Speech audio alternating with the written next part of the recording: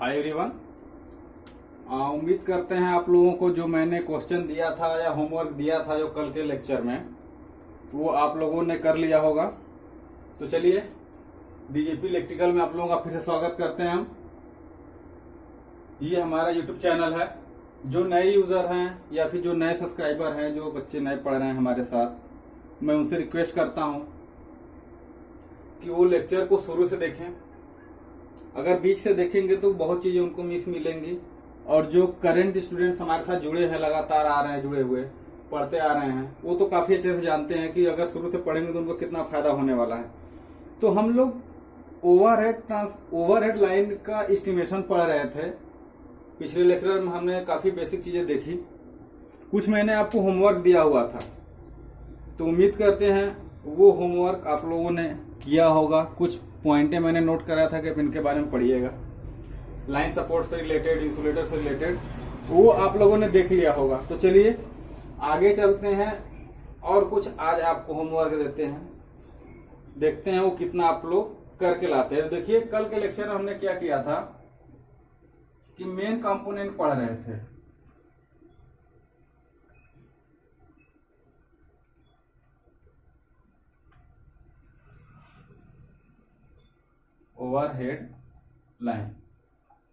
Overhead line के main component हम पढ़ रहे थे। उस पे हमने कहा था आपको पहला लाइन सपोर्ट, ये आपने कर लिया। दूसरा मैंने कहा था क्रॉस आर्म, ये आपने कर लिया। तीसरा फिर मैंने कहा था कि क्लैंप,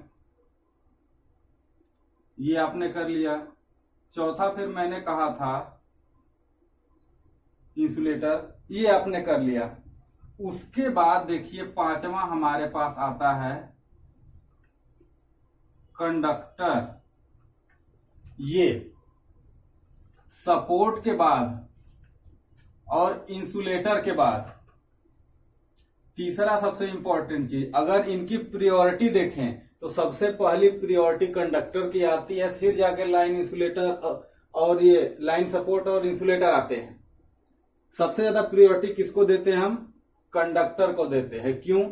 क्योंकि जब आप कास्टिंग पढ़ोगे, जब ओवरहेड लाइन की, ये वाली कास्टिंग नहीं, ओवरहेड लाइन की डिजाइनिंग आप पढ़ोगे कैसे करते हैं, तो उनमें सबसे बड़ा रोल अदा ये करता है कि आप कंडक्टर कौन सा यूज कर रहे हो।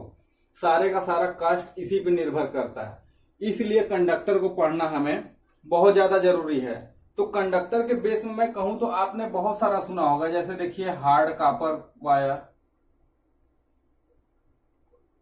या हार्ड कॉपर कंडक्टर, ठीक है। उसके बाद एल्युमिनियम कंडक्टर,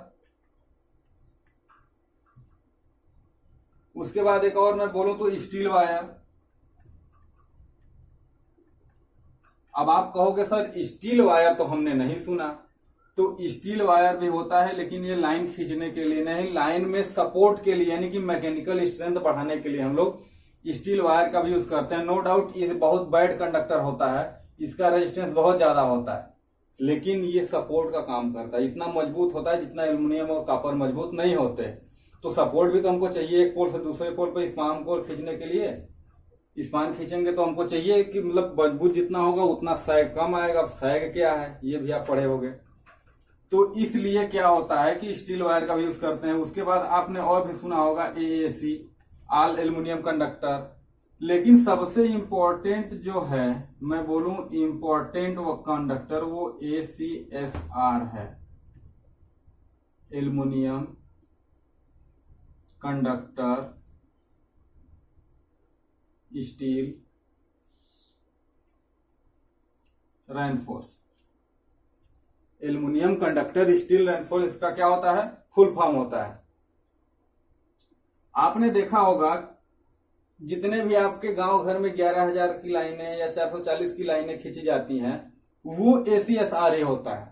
वो अलग बात है कि ACSR में भी हमने 4-5 कैटेगरी बांट रखी है, लेकिन वो ओवरऑल ACSR ही होता है। वो वजन के हिसाब से होता है। हल्का वजन चाहिए तो इस क्वालिटी का ले लो, हैवी वजन चाहिए तो उस क्वालिटी का ले लो, लेकिन यूज होता है ACSR ही। अब ACSR क्यों होता है, क्योंकि इसके अंदर देखिए आल मतलब एल्युमिनियम कंडक्टर स्टील रेनफोर्स होता क्या है कि ये कुछ इस डिजाइन का होता है, स्टैंडर्ड वायर होता है।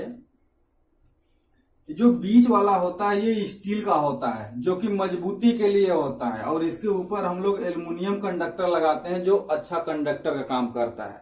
तो इसमें दोनों गुण होते हैं, स्टील वाला भी और एल्युमिनियम वाला भी। तो आपसे कोई पूछे कि इसके अंदर स्टील वाला जो हार्ड वायर होता है वो किस लिए होता है, तो आप बोलोगे ये मजबूती के लिए होता है, और उसके बाहर जो नरम नरम वायर होते हैं वो एल्युमिनियम के होते हैं। वो किसके लिए होते हैं, अच्छे कंडक्टर के लिए होते हैं। ठीक है, तो ACSR का फुल फॉर्म आप याद रखिएगा, कई बार पूछ लिया जाता है ऑब्जेक्टिव एग्जाम में कि ACSR का फुल फॉर्म क्या होता है। तो एक ऑब्जेक्टिव आपका यहां से भी बनता है कि आप ACSR का फुल फॉर्म याद रखें, काफी इंपॉर्टेंट कंडक्टर ही माना जाता है। ठीक है, चलिए कंडक्टर के बाद से अब मुझे तो ये बताना नहीं होगा कि कंडक्टर होता क्या है, आपको भी पता होगा कि जो करंट को कैरी करे वो कंडक्टर होता है। तो कंडक्टर कैसे कैसे यूज करते हैं ये आपको पता होगा। ठीक है, तो आप इसको नोट कर लीजिएगा, और भी कई वैरायटी है, आप इनके बारे में पढ़िएगा कि कंडक्टर कितने प्रकार होते हैं, और कंडक्टर मतलब कहाँ पे कौन सा कंडक्टर सुटेबल होता है। ठीक है, तो आपके लिए एक और होमवर्क यहाँ से कंडक्टर के बारे में पढ़ता हुआ आप आज का होमवर्क नोट करते जाइए। कंडक्टर से जैसे ही आप आगे बढ़ोगे आपके सामने आएगा लाइटनिंग अरेस्टर। लाइटनिंग अरेस्टर, अब देखिए लाइटनिंग अरेस्टर का क्या काम होता है। लाइटनिंग अरेस्टर का मैं अगर आपको काम बताऊं,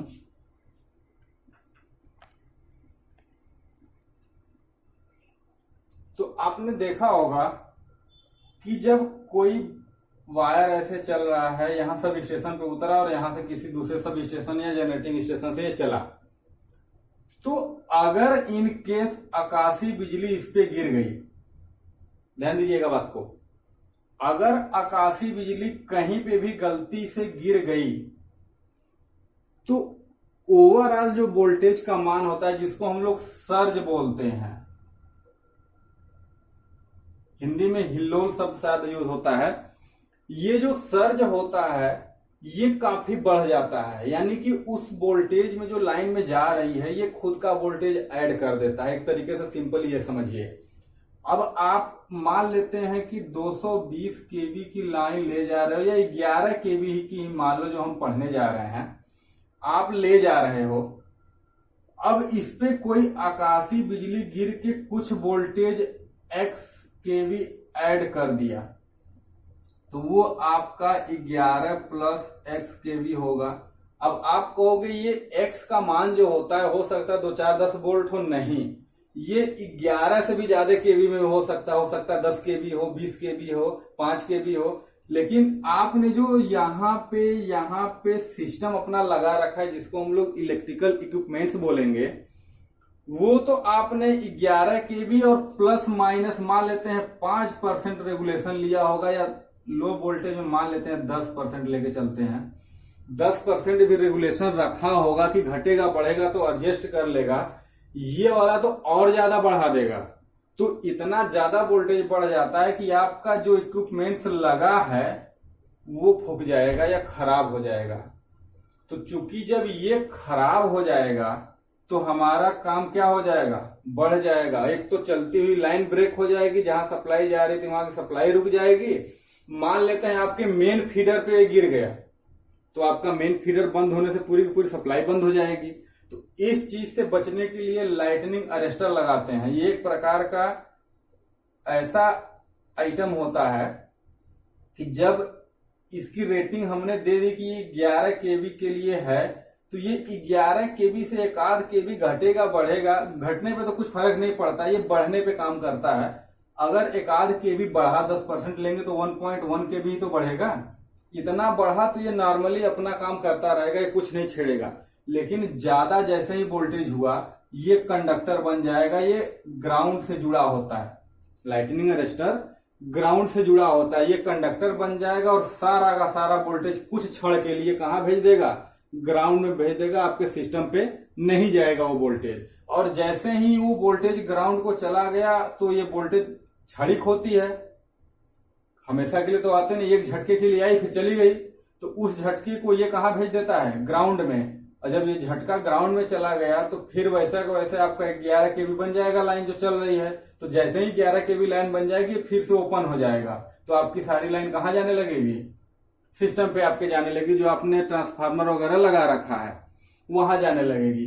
तो ये आपका सर्ज से प्रोटेक्शन देता है लाइटनिंग अरेस्टर। क्या करता है, सर्ज से प्रोटेक्शन देता है, यानी कि बिजली गिरने की वजह से जो अचानक से वोल्टेज बढ़ता है उससे हमारा अगर इलेक्ट्रिकल इक्विपमेंट्स खराब हो रहे हैं तो उनसे बचाने का काम करता है। इसका वर्क क्या होता है, अगर कोई ये पूछ ले तो आप बोलोगे कि अगर वोल्टेज बढ़ता है तो ये एक तरीके से रेजिस्टेंस ही होता है, या इंसुलेटर कह लीजिए होता है।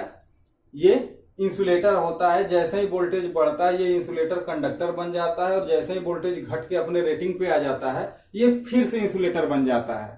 ये कुछ ऐसी प्रॉपर्टी होती है इसकी। तो लाइटनिंग अरेस्टर के बारे में आप समझ गए अच्छे से। बाकी अगर आपको और डिटेल चाहिए तो आप पावर सिस्टम या ये ट्रांसमिशन लाइन में होगा, आपके ट्रांसमिशन और डिस्ट्रीब्यूशन लाइन में आप इसको पढ़िएगा और डिटेल के, नहीं तो गूगल कर लीजिएगा। हम आगे बढ़ते हैं और आपको नेक्स्ट पॉइंट बताते हैं क्या होगा, अर्थ वायर।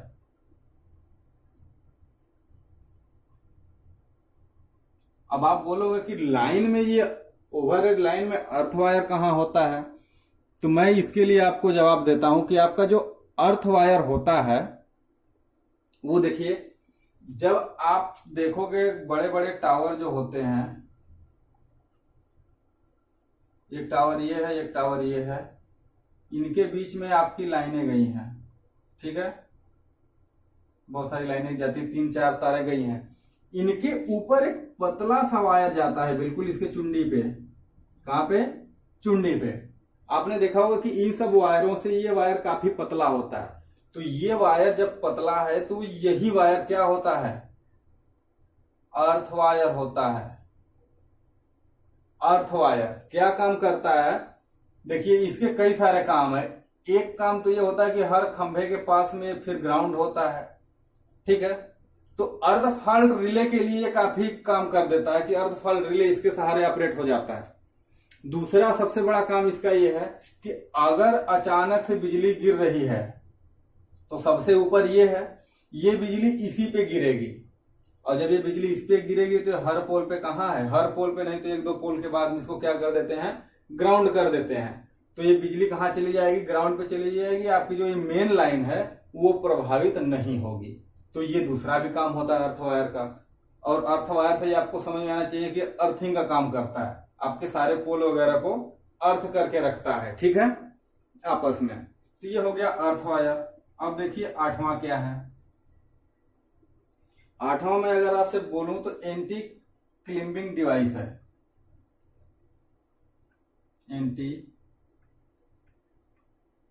क्लिम्बिंग डिवाइस ये कुछ खास नहीं है, ये प्रोटेक्शन के दृष्टि से लगाया जाता है कि कोई आदमी उस पर चढ़ न जाए या बंदर वगैरह लाइन पे चढ़ के मर न जाए, ठीक है। तो इस चीज से बचाने के लिए हम इसका यूज करते हैं, ठीक है। उसके बाद आपका बर्ड गार्ड आता है, BIRDGUARD, bird guard. Bird guard का मतलब है कि देखते होंगे बहुत सारी पक्षियां बैठ जाती हैं उस पर और लाइन हमारी उनकी वजह से शॉर्ट सर्किट कर जाती है। तो उस शॉर्ट सर्किट से बचाने के लिए बर्ड गार्ड का यूज करते हैं। 10 नंबर पे देखिए क्या बताते हैं हम आपको, जंपर। जंपर, अब देखिए जंपर क्या होता है, आपने देखा होगा अक्सर लोग बातें करते हैं, कहीं से लाइन ब्रेक होती है, अचानक से आवाज करता है तो बोलते हैं कुछ हुआ नहीं, जंपर उड़ गया है। तो आखिर बेसिकली वो जंपर होता क्या है, तो देखिए है क्या कि आपका एक पोल यहाँ पे है, दूसरा पोल यहाँ पे है, ये है लाइन पहले से यहाँ आ रखी है और ये लाइन कहीं और को चली गई है, ठीक है। अब आप चाह रहे हो कि एक और यहीं से लाइन हम जोड़ के क्या करें, लेके जाएं आगे के लिए अपने, ये लाइन इधर से इधर चली गई है तो आप सोच रहे हो कि एक और लाइन हम यहाँ से लेके जाएं। तो जहां पे ज्वाइंट किया जाता है इस लाइन को क्या करते हैं कि इसको एक ऐसे वायर से जोड़ते हैं जिसका गलनांक बहुत कम होता है, यानी फ्यूज की तरह काम करता है, पतला सा वायर होता है। इसकी कैपेसिटी तो अच्छी होती है करंट वोल्टेज के लिए, लेकिन गलनांक कम होता है। गलनांक कम रहने की वजह से ये फ्यूज का काम करने लगता है। किसका? जस्ट लाइक अ फ्यूज, आप इसको बोल सकते हैं लाइन के लिए। ये लाइन में फ्यूज का काम करता है। जैसे ही अचानक से वोल्टेज बढ़ेगा या कहीं से फॉल्ट वगैरह का संभावना बनेगी तो आपको पता है कि शॉर्ट सर्किट या कुछ भी फॉल्ट होता है तो वही पार्ट पे इफेक्ट पड़ता है जो सबसे कमजोर हो। तो इसका गलनांक बहुत कम होता है। ये तुरंत क्या करता है, खुद वेपराइज हो जाता है, यानी गल जाता है। अब जब गल गया तो आगे की लाइन ब्रेक हो गई। जब आगे की लाइन ब्रेक हो गई तो जो फॉल्ट वगैरह हुआ है या होने वाला था या हो चुका था वो वैसा का वैसा ही रह गया, बाकी की लाइन चलती रही, उनको डिस्टर्ब नहीं किया इसने। अगर यहाँ हम डायरेक्ट जोड़ते तो इधर मान लेते हैं फॉल्ट हुआ है तो ये फॉल्ट इस लाइन पे भी आता, इस लाइन को भी प्रभावित करता, इस लाइन को भी प्रभावित करता। लेकिन यहाँ से जंपर हमारा अगर उड़ गया तो जंपर उड़ने की वजह से ये लाइन अलग हो गई, बाकी की लाइनें चलती रहीं। तो इस वजह से हम जंपर लगाते हैं। जंपर का मतलब आप समझ गए होंगे, जस्ट लाइक अ फ्यूज। ठीक है, आगे चलें। चलिए 11 नंबर पे देखते हैं क्या है। 11 नंबर पे है स्टे अरेंजमेंट।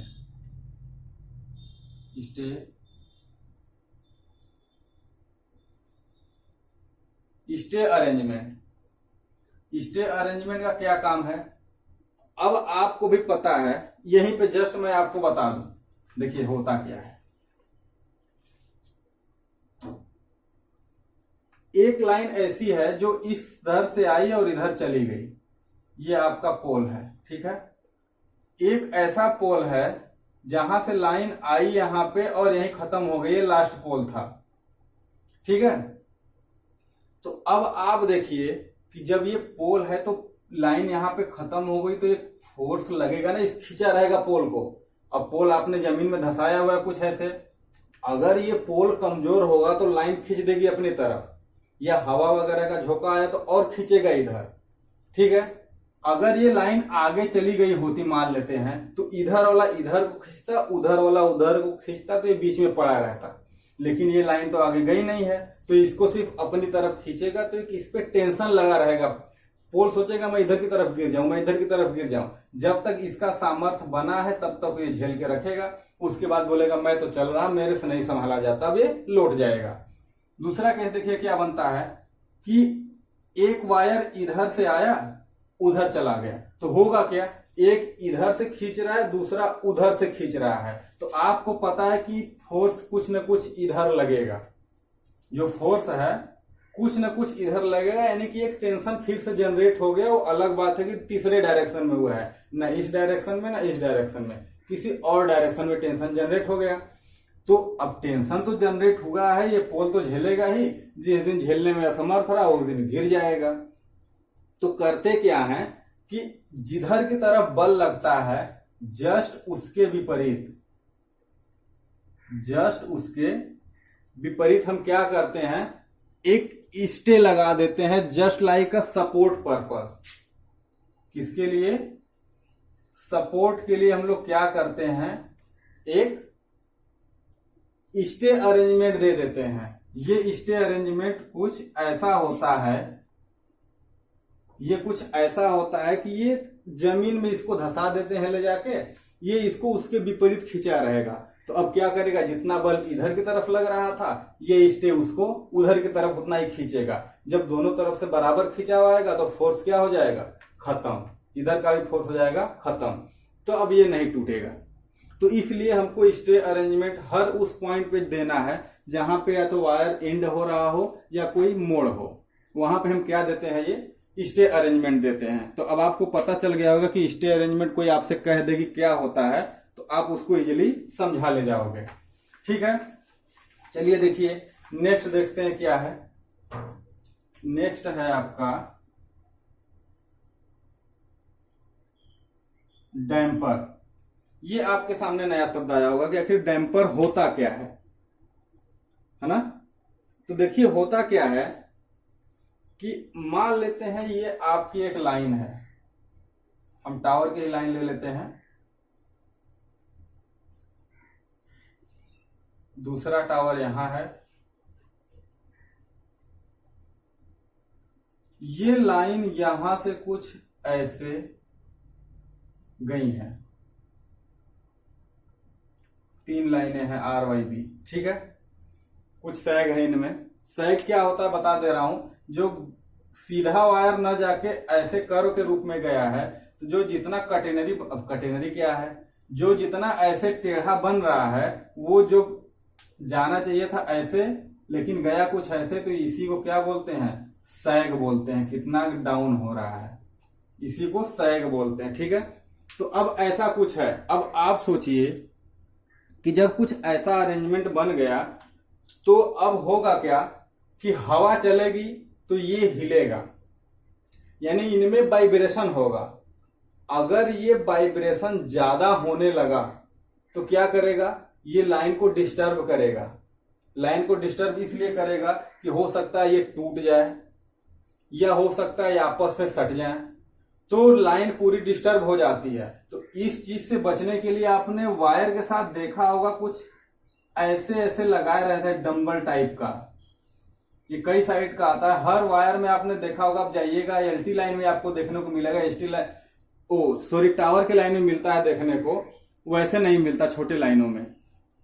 तो ऐसा कुछ बीच बीच में आपको एक दो देखने को मिलेगा, दो टावरों के बीच में। आज जाके देखिएगा, जितने लोग नहीं देखे हैं अभी तक, कुछ ऐसा छोटा छोटा उसमें लटका हुआ मिलेगा। अब आपके समझ में आएगा कि ये होता क्या है। ये वही होता है डैम्पर। ये होता क्या है कि जब ये वाइब्रेट करना चाहता है तो इसमें मोमेंट ऑफ इनर्शिया होती है।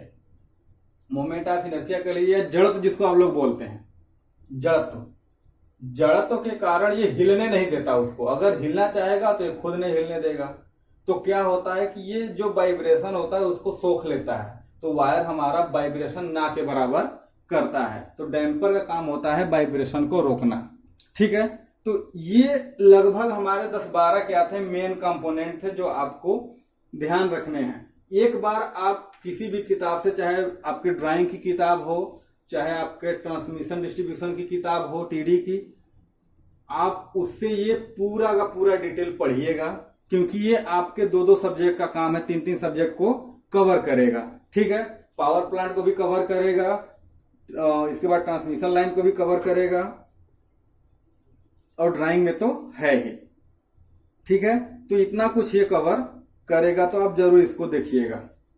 ठीक है, तो चलिए आगे चलते हैं और देखते हैं क्या करना है आपको।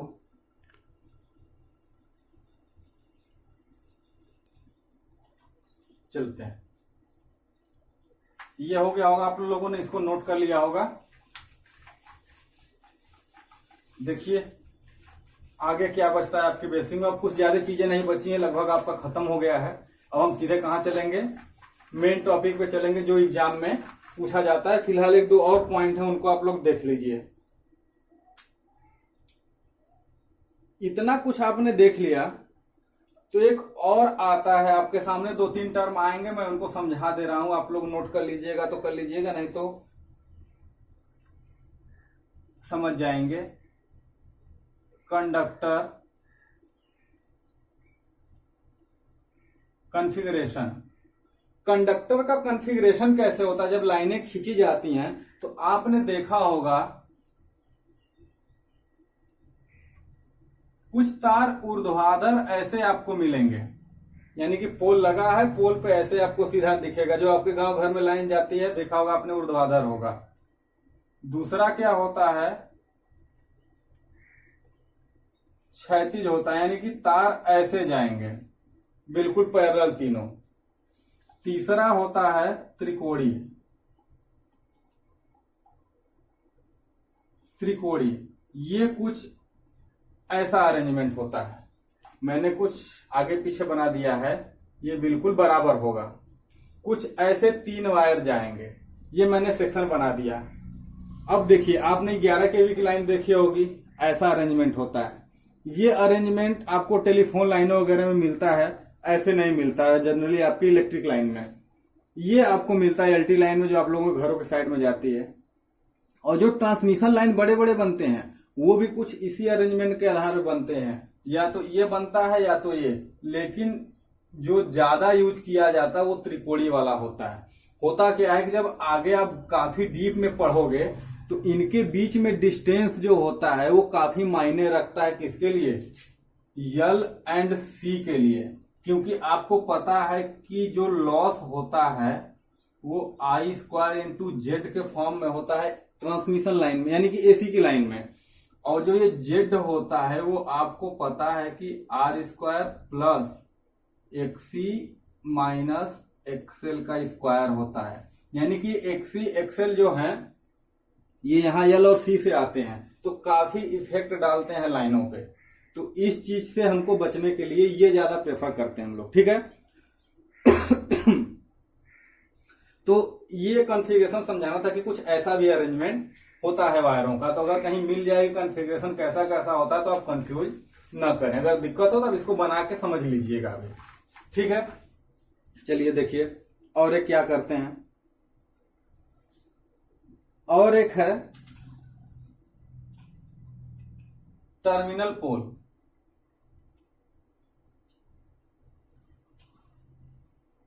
आप बोलोगे कि अभी तो आपने लकड़ी के पोल बताया, स्टील पोल बताया, आरसीसी पोल बताया, अब ये टर्मिनल पोल क्या है। तो जो आपको मैंने 4-5 पोल के नाम अभी गिनाए, उन्हीं में से कोई एक टर्मिनल पोल हो सकता है, कोई दिक्कत नहीं है।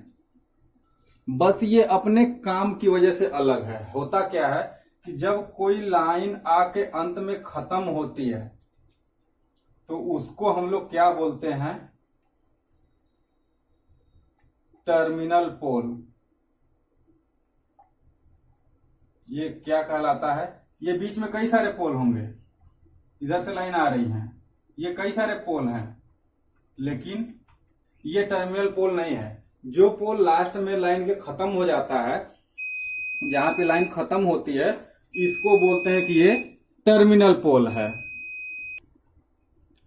ठीक है। तो जो लास्ट के लाइन में होता है उसको हम लोग टर्मिनल पोल बोलते हैं। तो अगर हम आगे क्वेश्चन में आपसे सॉरी टर्मिनल पोल का जिक्र करने लगे तो आप कंफ्यूज मत करिएगा कि सर ये टर्मिनल पोल तो आपने बताया ही नहीं क्या होता। इसीलिए मैं क्वेश्चन पे आने से पहले बेसिक चीजों को पहले कवर कर देता हूं, ठीक है। इतना कुछ हो गया तो अब आते हैं हम अपने लाइन पे, किस पे, मेन क्वेश्चन पे, जहां से एग्जाम में पूछा जाता है।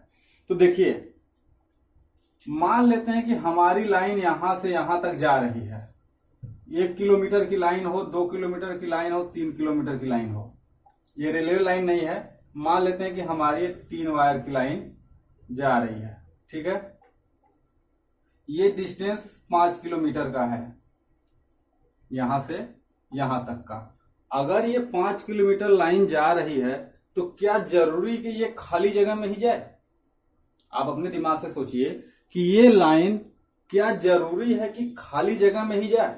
ये लाइन हो सकता है नदी को पार करे, सड़क को पार करे, घर को पार करे, या फिर टेलीफोन लाइनें होती हैं उनको पार करे, या फिर दूसरी लाइन, कोई दूसरी लाइन पहले से ही हो उसको पार करे। ऐसी संभावना बनती कि नहीं बनती है? बीच में बहुत कुछ भी आ सकता है इसके। तो होता क्या है कि इनको हमें क्रॉस कराना होता है। तो जैसे सिंपली लाइन जा रही है वैसे ही इसके ऊपर हुई लाइन को हम लोग नहीं ले जाते, उसके लिए हमें कुछ अलग से अरेंजमेंट करना होता है। तो उसी अरेंजमेंट को आइए थोड़ा सा देख लेते हैं कि अगर ये बीच में आ जाएं तो हमें क्या दिमाग में सोच के रखना होगा। क्या ऐसे ही सिंपली लाइन चली जाएगी या उसमें कुछ परिवर्तन आएगा? तो इस क्वेश्चन का आंसर हम लोग अब देखेंगे कि इनमें किसमें कैसे लाइन जा रही है, यानी कि लाइन की क्रॉसिंग क्या है। तो हेडिंग डालिएगा, सिरोपरी लाइनों के मार्ग में क्रॉसिंग। सिरोपरी लाइनों के मार्ग में क्रॉसिंग, ठीक है। सिरोपरी लाइनों के मार्ग में क्रॉसिंग, ठीक है। तो ये हेडिंग आप डाल के छोड़ दीजिए क्योंकि अब टाइम हमारा खत्म होने वाला है। तो आप इसके आगे का काम हम लोग नेक्स्ट लेक्चर में करेंगे और यहीं से आपका शुरू हो जाता है टॉपिक, ठीक है। तो आज के लिए हम इतना ही रहने देते हैं। चलिए, थैंक यू।